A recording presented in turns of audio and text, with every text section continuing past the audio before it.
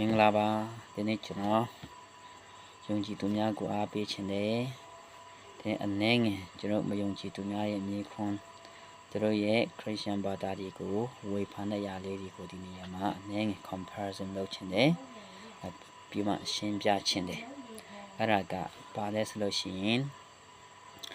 အပိုင်းလေးအနေနဲ့ကျွန်တော်ရှင်းပြသွားမှာဖြစ်တယ်အဲ့ဒါပါလဲဆိုလို့ရှိရင်ဖန်ဆင်းခြင်းဝါဒကိုယုံကြည်ခြင်းကလူညွန့်သုံးစီတယ်ဖန်ဆင်းခြင်းဝါဒဖယားကိုကိုးကွယ်ခြင်းကနော်ကြောက်ခိတ်ကိုဦးတည်ခြင်းဖြစ်တယ်ဆိုတော့သူတို့ကမြေခွန်းထုတ်ဝေဖန်ကြတာကိုကျွန်တော်တွေ့ရမှာဖြစ်တယ်သူတို့ကဘာကြောက်ဒီစကားတွေသူတို့သုံးတယ်လဲဆိုလို့ရှိရင်သူတို့သုံးတဲ့အကြောင်းပြချက်တွေအများကြီးရှိတယ်အဲ့ဒီအထဲကကျွန်တော်အမြင်လေးတွေကိုကျွန်တော်ပြောပြခြင်းတယ်နံပါတ်1အနေနဲ့ကျွန်တော်မှာခရစ်ယာန်ဘာသာနဲ့ဗုဒ္ဓဘာသာမှာလုံးဝသိရမယ်အချက်ကြကြသိရမယ်အရာရှိတယ်အဲ့ဒါကဘာလဲဆိုလို့ရှိရင်တော့ဘယ်တော့ပဲညှိလို့မရဘူးအဲ့ဒါကဘာလဲဆိုဖယားဆိုတဲ့ဝေါ်ဟာရဖယားဆိုတဲ့အ내အတိတ်ပဲဖယားဆိုတဲ့ဆောင်ပုတ်ရဲ့အကျိုးတက်ရမှုဒီကိုကျွန်တော်ဘယ်လိုမှညှိလို့မရပါဘူးဆိုတော့ကျွန်တော်ခရစ်ယာန်ဘာသာမှာဆိုတော့ဖယားဆိုလိုက်တာနဲ့အရာအလုံးကိုဖန်ဆင်းတဲ့ဖယားဖြစ်တယ်လူသားတွေကိုလည်းဖန်ဆင်းတဲ့ဖယားဖြစ်တယ်သူကဖန်ဆင်းရှင်ဖြစ်တယ်လို့ကယ်တင်ရှင်ဖြစ်တယ်သူဟာတရားစီရင်တဲ့ဖယားလည်းဖြစ်တယ်ဆိုတော့ကျွန်တော်အများကြီးဖယားခင်ဂုံပုတ်ကျွန်တော်ရဲ့ဖွင့်ပြခြင်းတွေ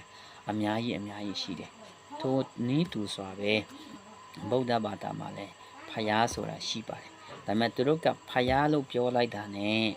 ခရစ်ယာန်ဘာသာလို့သူတို့ကဖယားခရစ်ယာန်ဘာသာအ내ပေးတယ်လို့မျိုးမဟုတ်ပါဘူးသူတို့ရဲ့ဖယားကလူသားစင်စစ်ဖြစ်တယ်ဒါကြောင့်ကြိုးစားရင်ဖယားတောင်ဖြစ်နိုင်တယ်ဒါကျွန်တော်တကယ်ကြိုးစားရင်ဖယားတောင်ဖြစ်နိုင်တယ်ဆိုတာတကယ်ဗုဒ္ဓဘာသာမှာကြိုးစားရင်ဖယားတောင်ဖြစ်နိုင်ပါတယ်ဒါပေမဲ့ခရစ်ယာန်ဘာသာကိုးကွယ်တဲ့ဖန်ဆင်းရှင်ဖယားတော့ဘယ်တော့မှမဖြစ်နိုင်ဘူးအဲဒီမှာဖယားဆိုတဲ့ဝေါ်ဟာရမှာဘာသာနှစ်ခုကလုံးဝကွဲသွားတာဖြစ်ပါတယ်ဒါကြောင့်ဒီနေ့သူတို့ကဘာကြောင့်လူညွတ်သုံးစီတယ်လို့ပြောတယ်လေဆွဆွေးတယ်လေဘာကြောင့်ကြောက်ခိတ်ကိုတွားနေတယ်လို့ဆွဆွေးတယ်လေဆိုလို့ရှိရင်ခရစ်ယာန်ဘာသာလို့ပြောလိုက်တာ ਨੇ သူတို့ဘာကိုတွားမြင်တယ်လဲဆို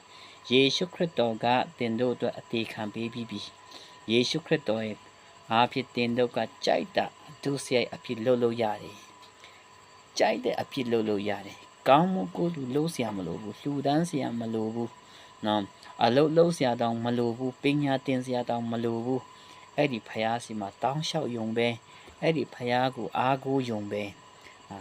ဒါကြောင့်တင်တို့ကိုးကွယ်တဲ့ဖယားစီမှာပဲတောင်းကြပါအလုံးမလုံးနဲ့စတဲ့ဖြစ်ပေါ့နော်အဲ့ဒီအဖက် over နဲ့ဖယားပြောတဲ့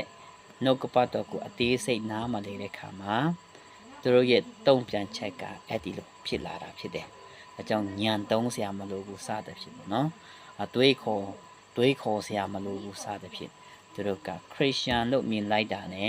ယေရှုခရစ်တော်ကိုဦးထိပ်ထားပြီးမှယေရှုခရစ်တော်ကိုပဲယုံကြည်ကြတာသူတို့ကဘာမှကောင်းမှုကုသိုလ်လုပ်စရာမလိုဘူးဆိုတဲ့ဖက်ကိုဦးတည်လာတဲ့အခါမှာသူတို့ရဲ့မြေခွန်းကအခုလိုမျိုးလုံညွတ်သုံးစီတယ်ပြီးလို့ရှိရင်တော့ကြောက်ခိတ်ကိုတွားစီတယ်စသဖြင့်သူတို့ကဆွဆွေးတာဖြစ်ပါတယ်ဆိုတော့သူတို့ဖက်မှာဖယားရဲ့အတတ်နိုင်ခြင်းဒီဖယားအားဖြင့်သူတို့ဖက်မှာဟောခရစ်ယာန်ဘာသာရဲ့ယုံကြည်မှုပုံစံလိုမျိုးဒီမရှိဘူးလားဆိုတော့သူတို့မှလည်းရှိပါတယ်ဘာလဲဆိုလို့ရှိရင်ကျွန်တော်အဲ့ဒီနေရာအနေငယ်ပြောပြခြင်းတယ်ကာနိအကျိုးကိုယုံကြည်တဲ့ခါမှာလုံးဝ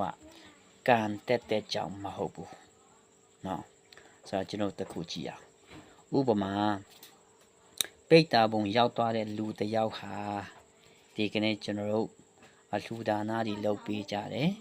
အမျှဒါနေဝေပေးကြတဲ့ခါမှာသူတို့ရဲ့အဆုံးသတ်ကိုစုတောင်းတဲ့ခါတိုင်းမှာပဲဖြစ်ဖြစ်ဖယားကိုးကွယ်တဲ့နေရာတိုင်းမှာပဲဖြစ်ဖြစ်သူတို့အဆုံးသတ်ကဘယ်မှာအဆုံးသတ်လဲဖယားမှာအဆုံးသတ်တယ်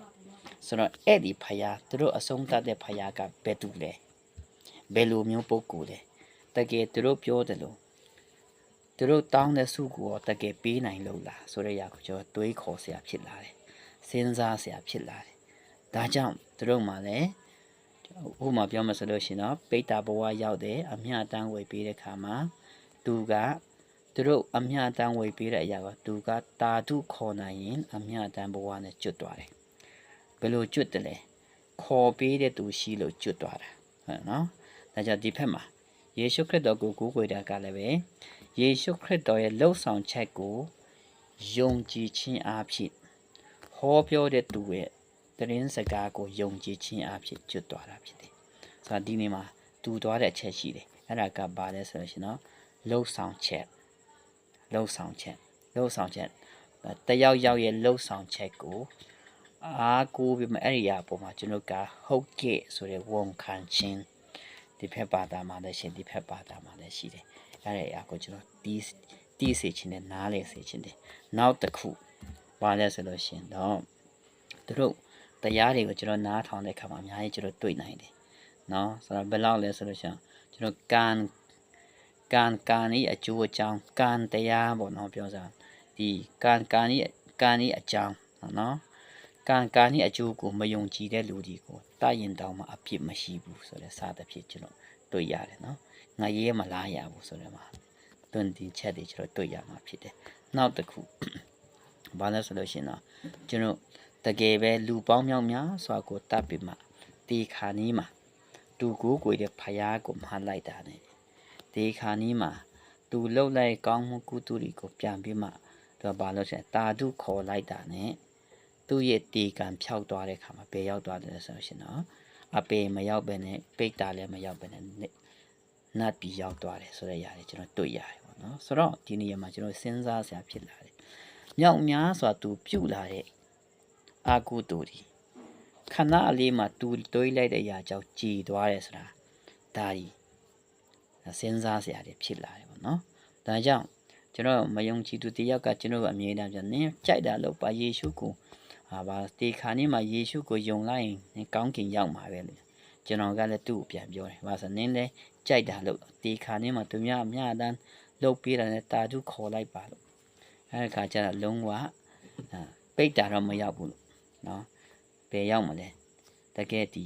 နတ်ပြည်ရောက်သွားမှာပဲလို့ကျွန်တော်သူ့ကိုပြန်ပြောတယ်ဒါကြောင့်ဒီကနေ့ပြောမှဆိုချင်းကြားထဲမှာပြောမှဆိုပြောစရာတွေအများကြီးရှိတယ်ဒါကြောင့်သူတို့ကလည်း